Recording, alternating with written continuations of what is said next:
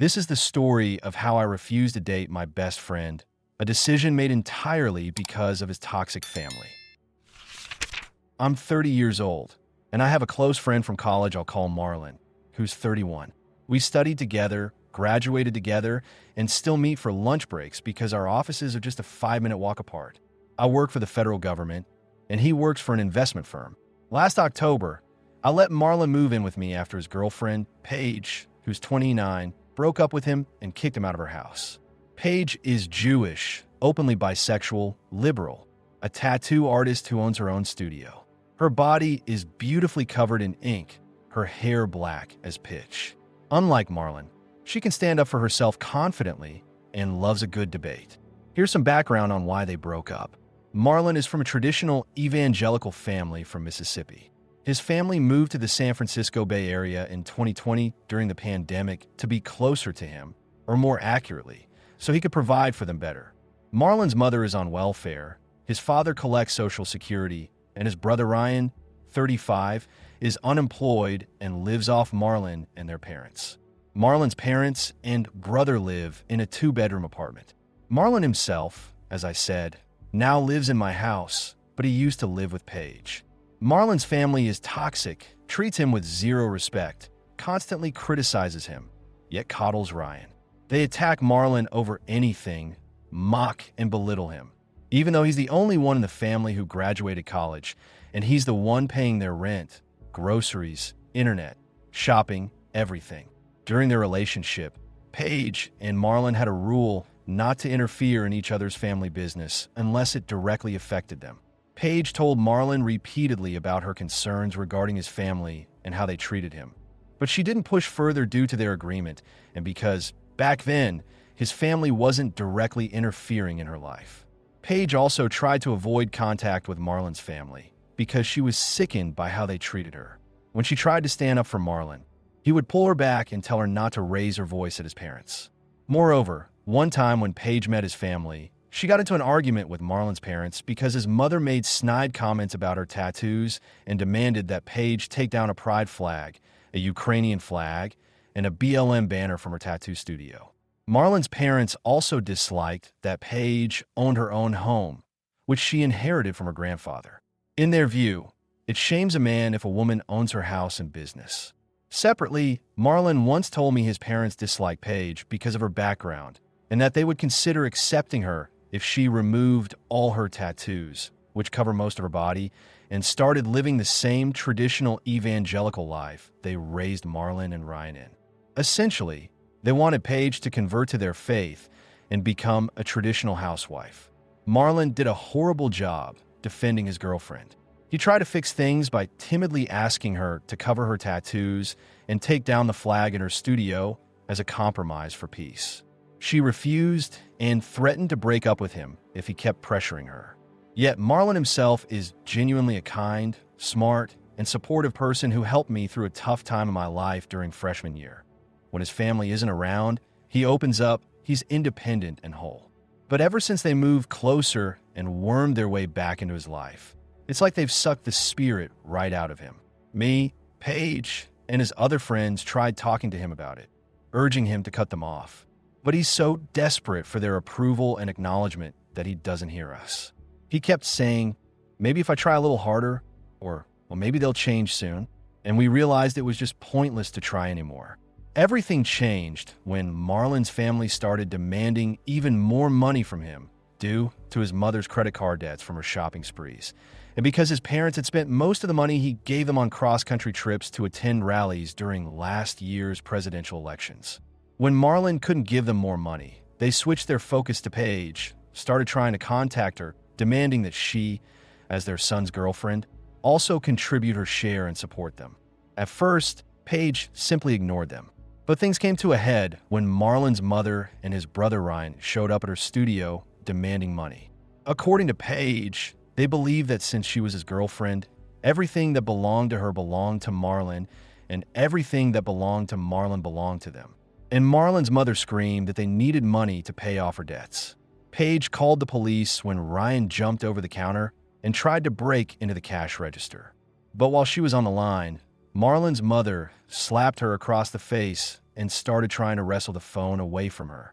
A barber who is friends with Paige and works across the street saw the commotion in her studio, and he came to her aid with two of his clients.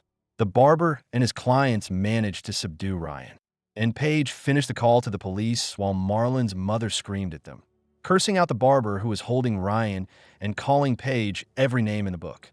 Marlon's mother and brother were arrested. Paige immediately told the officer she would press charges, as Ryan had attempted to rob her studio and Marlon's mother had assaulted her, giving Paige a split lip and a mild concussion. As for my personal relationship with Paige, we're just acquaintances. We cross paths a couple of times at events, including ones with Marlon, and we follow each other on Instagram and Facebook, but that's it. After Marlon told me about the breakup, out of curiosity, I texted Paige to get her side of the story. She asked to meet at a tea shop and told me what happened, including the parts Marlon had left out. Paige said that after she filed charges and started the process for a restraining order against Marlon's family, Marlon himself began literally begging her to drop the charges, cancel the order, tell the police she made it all up, despite there being camera footage she'd given to the police, and to reconcile because he didn't want to lose his family. According to Paige, Marlon didn't even ask if she was okay, and he didn't apologize. Because of this, Paige dumped Marlon right then and there. Marlon begged her not to leave, but Paige reminded him that he constantly chose his family over her, that he failed to support her again and again, and that she couldn't feel safe with him while his family was in his life. I thanked Paige for telling me her side and apologized for his behavior, but she assured me it wasn't my fault. However, before leaving, knowing I'd taken Marlon in, Paige took my hand and warned me to stay far away from his family, mentioning his mother's strange obsession with grandchildren. When I got home, I unloaded on Marlon, demanding he apologize to Paige for not supporting her and stop begging her to come back, which he did do a couple of months later. Then I talked to Marlon about how he needed to at least set boundaries with his family, since he was categorically unwilling to cut contact. I pointed out that he earns more than me, but can barely support himself because he's essentially carrying 3 unemployed adults, paying their debts, rent, groceries, and legal bills from his salary. And that he'd lost not only a couple of friends, but also a girlfriend of 3 years because of his attachment to them. He seemed to understand he still had boundary issues. And yes, he still pays their debts and bills. If you're wondering, I live in my family home with 4 bedrooms, which my parents bought in the 90s. 2 years ago, they moved to Seattle and allowed me to live here on the condition I cover all the household expenses myself. So, as of today, it's been 7 months since Paige broke up with Marlon. He still lives with me. We're still friends, but I insist he contribute to expenses, groceries, utilities since he lives here. A couple of evenings ago, I was sitting in the living room watching Netflix when Marlon asked if I would go on a real date with him. In college, we discussed the possibility of dating a few times when his family wasn't around. He really is a good person, and we spent a lot of time together, but nothing happened back then. I paused the movie and decided to have a serious, straightforward talk with him. I said if it were just about him, I'd consider it, because when his family is out of the picture, he truly is kind, reliable, and supportive. But I pointed out that almost his entire salary goes to supporting 3 unemployed adults and reminded him what happened with Paige. Update 2. All further updates will be from Paige's perspective. Hello, everyone. I came across the post my friend put up. She wrote about my relationship with my ex, Marlon, about how she took him in after I kicked him out. I want to clarify that in her story, Paige is me. I talked to the author and said I didn't mind her telling this story. But after reading her posts and many of your comments, I wanted to clarify a bit what my life with Marlon was like. So, the author gave Marlon 30 days to move out. His mother, Sylvia, 68, got him fired, and Marlon is struggling to pick up the pieces of his life. This is more context to what the author has already said, and now I want to tell my story. So, if you haven't read her posts yet, please read them before this. Also, since the author described the situation quite well in the previous parts, I'll try not to repeat what she already mentioned. I'm from New Jersey, but moved to California at the end of October 2021 after my grandfather died a year earlier, leaving me a house in Oakland. I didn't know anyone here, but about a week after moving, I met Marlon. We met in a supermarket I frequented. We started talking after I said I liked his Linkin Park t-shirt. He had messy hair, stuttered a little, and seemed kind of weird, a bit awkward, but in a way cute. After we crossed paths and chatted a few times, I took out a marker and wrote my number on his hand, telling him to text or call if he wanted to chat or meet up outside the supermarket. For about 2 weeks, Marlon and I texted and called almost every day. 2 weeks later, while talking on the phone, I mentioned how I grew up on Star Trek and just asked if he wanted to go with me to the Chabot Space and Science Center, which was reopening that same week in November. Marlon enthusiastically agreed. Our first date was Saturday, November 13th. I liked that he was smart, passionate, a bit weird, and yet just a nice person. Then, since he came by taxi, I drove us to dinner at a Chinese restaurant near the tattoo shop where I worked. I later bought that shop from the previous owner when he retired. I told him that on Christmas Eve, while Christian families prepare dinner at home, many Jewish families, including mine, go to Chinese restaurants. The date went great, and we continued dating. For the 3 years of our relationship, I told him everything about myself and my family. I told him that on my father's side, I'm Czech Jewish, and on my mother's side, Sephardic Jewish, that my paternal great-grandfather was the only member of his family to survive Auschwitz, and that the trauma of losing his entire family instilled in us the value of family closeness and support, that my mother is from Israel, but emigrated to the States in the 70s to be closer to her family. P.S. No, I'm not an Israeli citizen because my mom didn't register my birth at the consulate. I also told Marlon that many years ago I was kidnapped, raped, and tortured, which led to me developing PTSD and drug addiction, which I struggled with for years. Only a few know about this. Even my family doesn't know all the details. I told Marlon everything, but in strict confidence. I made Marlon promise not to tell anyone. Marlon, on the other hand, was very closed off when it came to his family, and I respected that. But over time, he did tell me that he grew up in a very conservative and strict environment, that his family despises people with higher education, and that he's the main breadwinner for the family. Yet, according to him, he's trying to earn his parents' love. I told him that parental love isn't earned. It's unconditional and based on mutual care. His immediate family was extremely toxic. His brother Ryan bullied Marlon his whole life, and his parents encouraged it. They mocked him for going to college. But now his parents use him as an ATM and expect him to support Ryan financially forever. However, Marlon has an aunt and uncle. I'll call them Grace, Sylvia's older sister, and Todd, who are genuinely good people and gave him love and care. He said his Aunt Grace, 72, often stood up for him when Sylvia started yelling at him at family gatherings. When Grace intervened, Sylvia usually backed down, but later took it out on Marlon. Anyway, in the 3 years we dated, we went to the East Coast 3 times to see my family for holidays, for Passover in 22 and 24, and for Hanukkah in 23. For Marlon, interacting with my family was a culture shock. My sister Noah, 26, and I could disagree, argue with our parents, even have minor fights. And it wasn't a problem. We could openly discuss any topic. Our parents respected our personal space and privacy.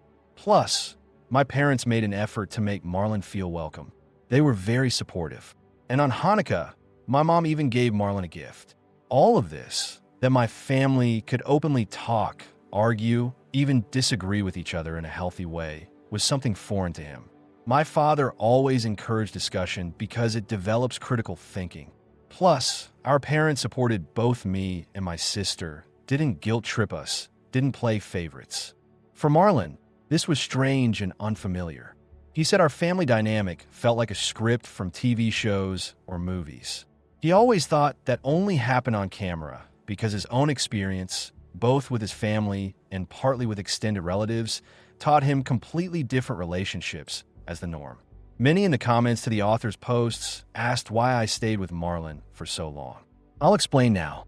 The first 2 years of the relationship, when his parents weren't interfering in our lives, everything was really good. I enjoyed spending time with Marlon. He was kind, attentive, a good listener, passionate, a bit weird but sweet. When it was just the two of us, our relationship was wonderful. The first time I met Marlon's family was on New Year's Eve 2022. Marlon said his parents wanted to celebrate in a normal house and asked if I would host them. I agreed. As a buffer, I also invited my friends Tiffany, 30, and Luna, 29, as well as my cousin Jacob, 33, with his wife and kids. From the very beginning, Marlon's parents were unpleasant people. When I introduced myself and they found out I owned my home and had my own income, they looked genuinely offended. Honestly, a lot of things in my house offended them. They didn't like that Jacob's kids were watching the series Glee loudly in the living room. Marlon's mother complained that, in her opinion, it promoted non-traditional orientation. She also didn't like my old Bernie 2016 t-shirt lying on the couch, and she called Bernie Sanders a Jewish socialist. I replied in a joking manner, "Well, then so am I, because I grew up in a family where I was allowed to talk back." This offended Sylvia. During dinner, Marlon's father and Ryan started saying that Marlon was a disappointment and Ryan called him a loser. An awkward pause hung in the air, and I asked Ryan, "And what do you do for work? And tell me, Ryan, what college did you go to?" Ryan immediately shut up and glared at me. I continued and told Ryan and Marlon's father straight out that Marlon was the only one in the family who went to college, the only one with a job, and that he pays for everything for them. So they were in no position to humiliate him. Sylvia snapped, started yelling at me incoherently, and I laughed in her face, which angered her even more. After a couple more minutes of arguing, Marlon's family just stormed off, not even waiting for the New Year's countdown. After the party, when everyone had left, Marlon confronted me for talking back and arguing with his parents. Later, when we were still sitting with friends in the living room, seeing in the new year, Marlon went out to answer a call from his mother. She started screaming at him because I had stood up for him. I reminded Marlon that I was his girlfriend, and yes, I would defend him just as I would expect him to defend me. We argued about it and slept in separate rooms that night.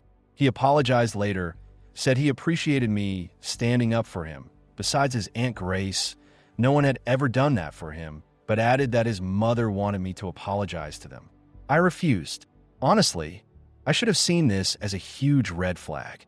That New Year's dinner left me with a problem that, in a healthy relationship, I should have discussed with Marlon much earlier. The majority of Marlon's income went to supporting his parents and older brother, 3 ungrateful and entitled adults who were completely leeching off him. They bullied him, mocked him, and demanded more.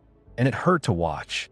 We talked about it for a while, but I agreed not to interfere in his family affairs as long as their behavior didn't affect me or our relationship. I still advised him to at least gradually reduce the financial support. I also try to get him to think by asking questions like, have your parents ever thanked you? What do you get out of your relationship with them? Do they make you happy? If we ever get married and have kids, can you really provide for us and them at the same time? Marlon couldn't give a straight answer to any of these questions.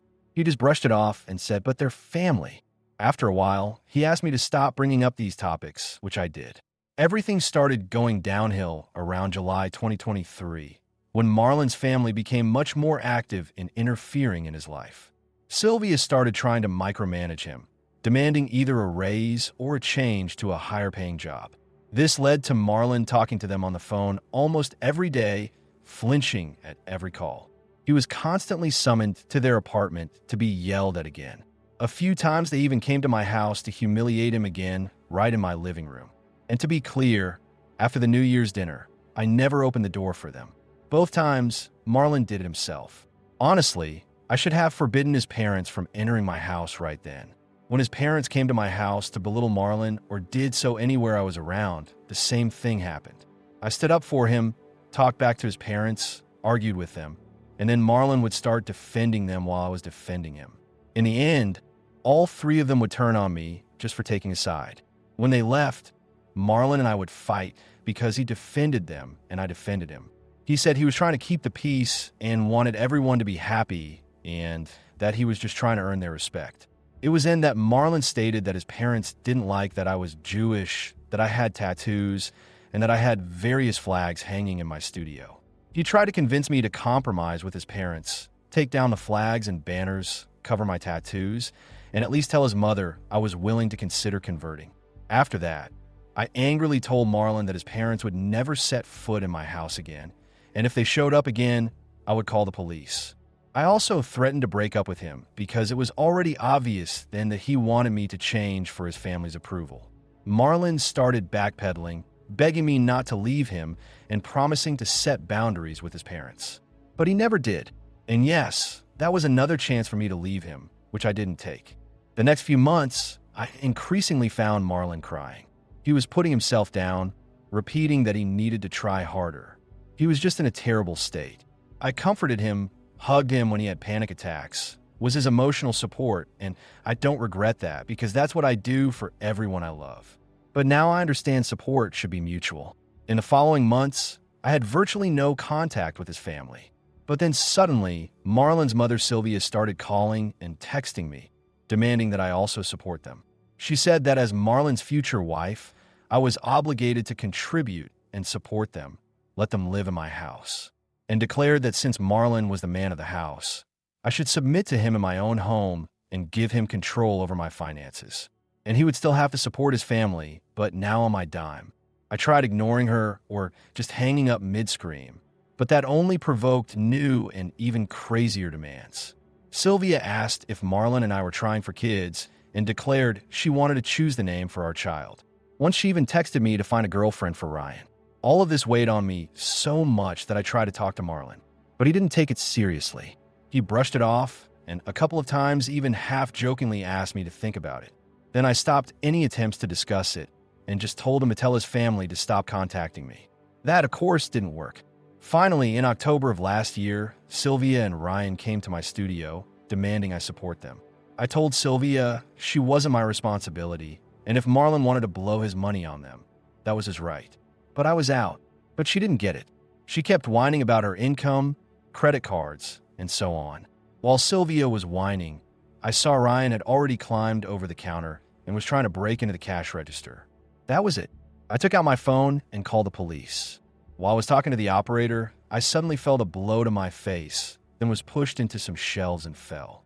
I was stunned for about 5 seconds before I realized Sylvia was scratching my face and arms, trying to grab the phone.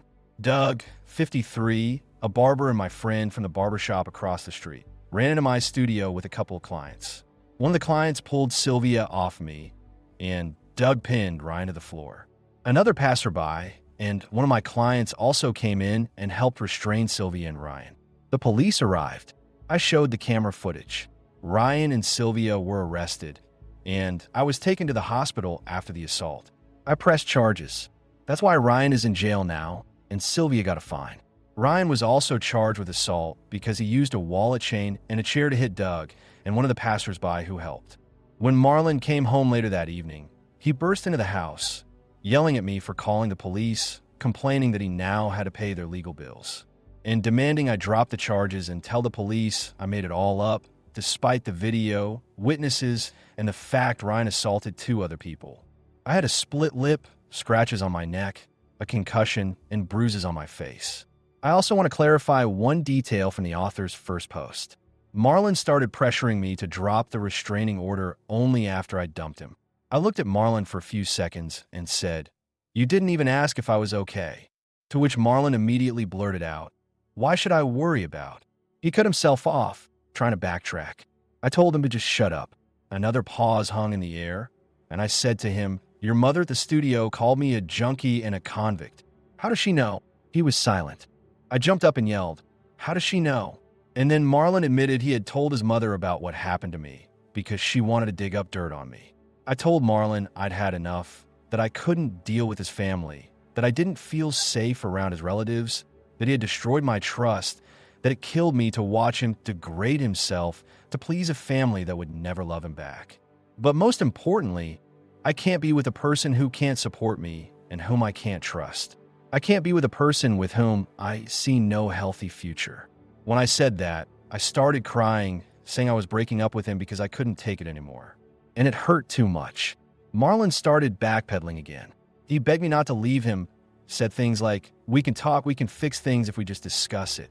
But when he said, "I want to make both my family and you happy, so I screamed. "I haven't been happy with you for the last 15 months. Marlon asked, "Can't you just pretend to be happy?" I replied, "That's what you do with your parents. Pretend to be happy." He had nothing to say to that. I caught my breath and calmly told him to pack his things and that he had 4 days to get out of my house and that when I returned, I didn't want to see him or his stuff. After that, I went to the bedroom, packed my things and laptop into a backpack, and drove to Tiffany's, asking her and her husband if I could stay with them for a couple of days while Marlon moved out. They agreed. That night, Marlon bombarded me with calls, messages begging to talk. I only responded twice. Once via SMS, the second time on Facebook, writing that if he was still in my house by Wednesday, I would call the police and get a restraining order against him too. On Monday, the author called me and said she had reluctantly agreed to take Marlon in.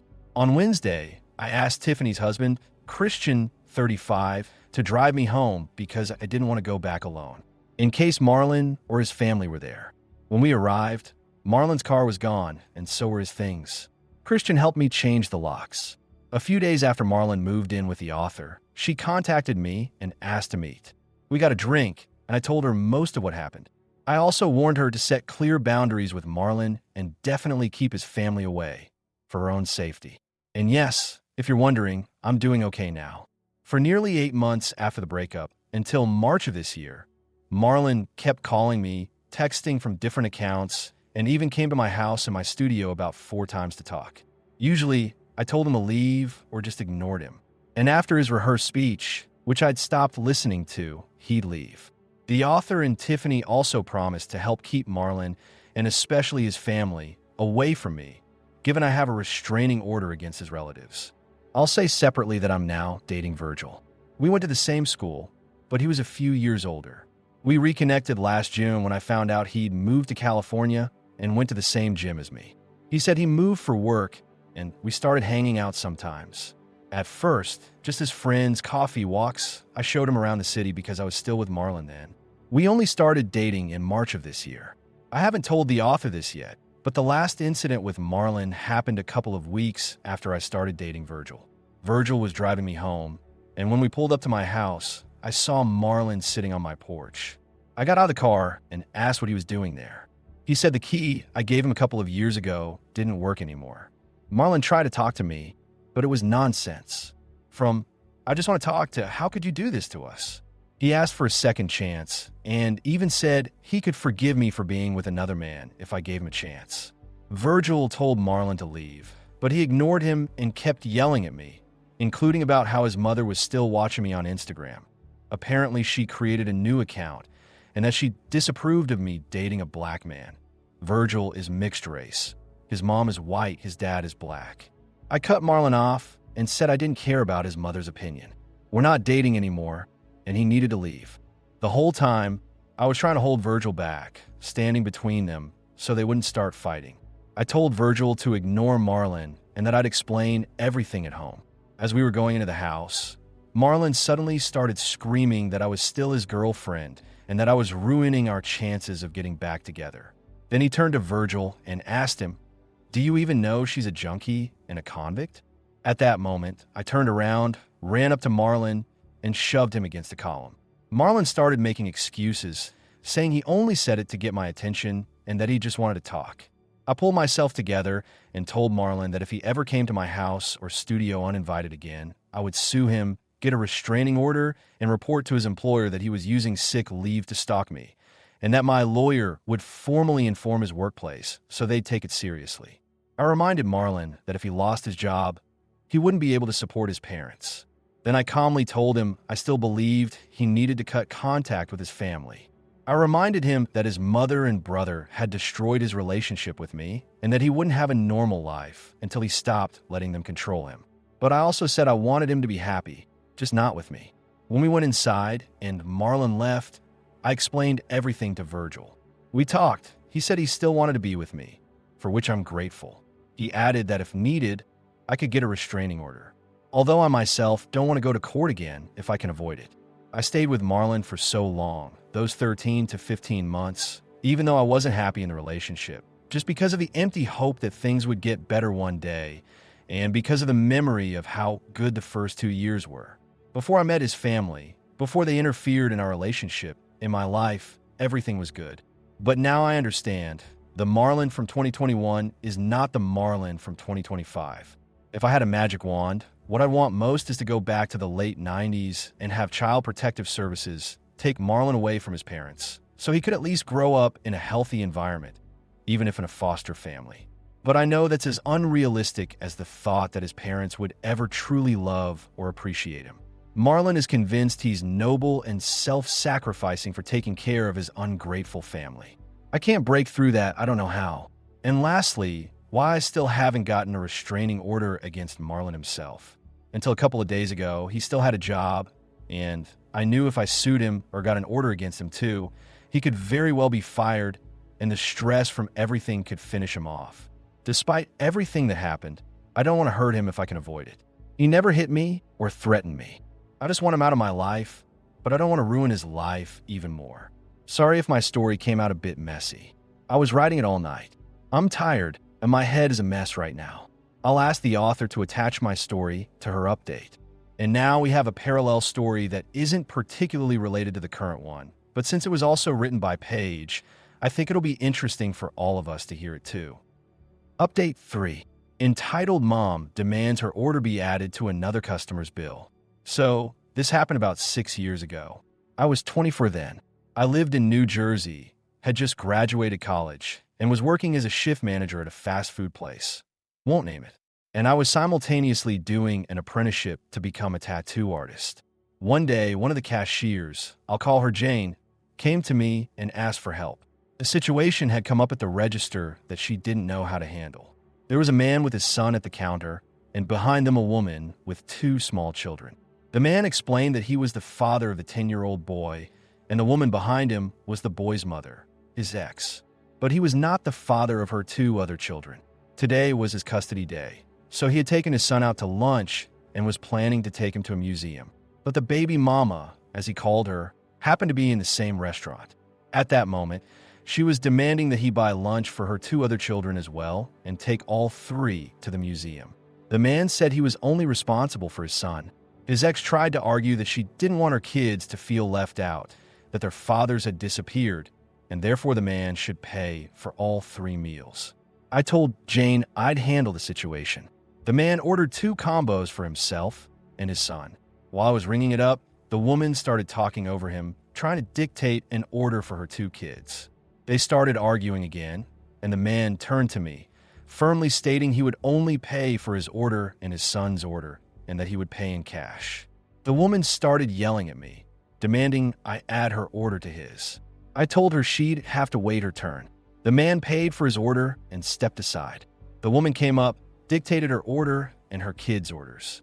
When I told her the total for her 5 combos, her own and 2 for each kid, she asked, didn't Booker, that's what she called her ex, already pay for that? I answered that his order was only for him and his son, and her order was separate. And yes, I took her order after the man had already paid. So the woman started screaming that being a single mom is hard, that she had no money, and that he, according to her, should have paid for everything because he lives alone, has a job. The man yelled back, again repeating that her 2 other kids were not his responsibility. I told the woman I sympathized with her, and that's true, but I couldn't add her order to another customer's bill who had already paid and clearly said he was only paying for himself and his son. I asked her if she was going to pay for her order or if I should cancel it. Then she tried to grab his wallet, demanding he give her his credit card, but the man pushed her away and she left. Before leaving, she told him to take her 2 kids to the museum with them. Yes, she literally just left her kids with him. I didn't know what to do next, but the man said he wanted to get some extra fries and chili for those 2 kids and that he would take them to their mother himself later. I told him not to pay for the fries, that it was on the house, and just added them to his order. I decided to share this story because I recently saw a parent abandon a child in a store again, and it reminded me of that case. Update 4. Hello again, everyone. Thanks to everyone who commented on my last post. I'm usually pretty reserved, but your support was genuinely warm, and I sincerely appreciate it. This is a short update to my previous post about breaking up with Marlon and how his family stalked and assaulted me. Accordingly, this is also a continuation of what the author posted earlier. It's been almost 11 months since I broke up with Marlon. I'll get straight to the point because this update is essentially a summary of a recent conversation with Marlon. I won't even touch on the hell his parents are in now or the family drama going on there after Marlon left California and stopped financing their lifestyle. That's beyond the scope of this update. Right now, Marlon is living with his Aunt Grace and her husband Todd in Montana. Last month in August, we had a Skype call to discuss the $3,200 debt he still owes me from our relationship. I won't go into details about what exactly that money went toward. The first 7 to 10 minutes, we discussed how he would start making payments once he found a job. I said he could pay monthly once he got settled and financially stable. Well, as soon as the conversation shifted to the details, Marlon suddenly started with a phrase like, "I still remember the first time you approached me." And then he started reminiscing about the good times we had before his family wormed their way back into his life. I knew exactly where he was going with this and didn't respond, just steered the conversation back to the debt. When he realized I wasn't biting, he started justifying himself, saying he tried to save our relationship and be a good son, that you should understand I needed to support my family. I try to make it work for everyone. And a relationship is a two-way street. But you didn't give us a chance and didn't believe in us. I just leaned back and let him vent. I don't know if he was trying to guilt trip me or what, but it looked pretty pathetic. When he finished, I just asked, "Are you done?" At that point, he started begging me to at least react to his monologue. To put an end to this pathetic begging once and for all, I simply said something like, "I have not the slightest interest in being with you again, and I have no interest in saving our relationship because there is no relationship anymore. If you think we're still dating, that's just your fantasy. I moved on from this relationship a long time ago, and you're in it alone." Then I added, "Marlon, at this point, I just don't care. If you want to keep sacrificing everything to satisfy your parents, please go ahead. I don't care anymore." After that, I ended the conversation with, "Email me when you find a job. You can start payments a couple of months after you get hired." And I ended the call. Yesterday, Marlon sent an email. He started working.